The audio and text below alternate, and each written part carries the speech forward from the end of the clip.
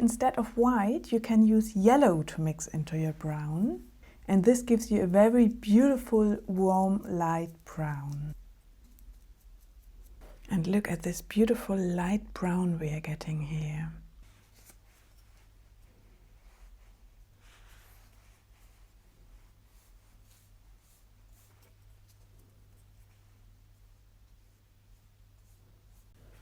And let's make a second, slightly lighter version by using a bit more of the yellow.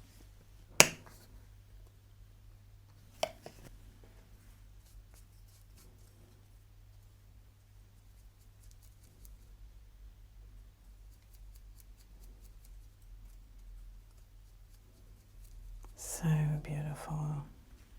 And by the way, the brown I'm using here is Burnt Umber. Now let's have a look at them next to each other. I think this is really one of the best ways to lighten your brown because it gives you these lovely warm colors.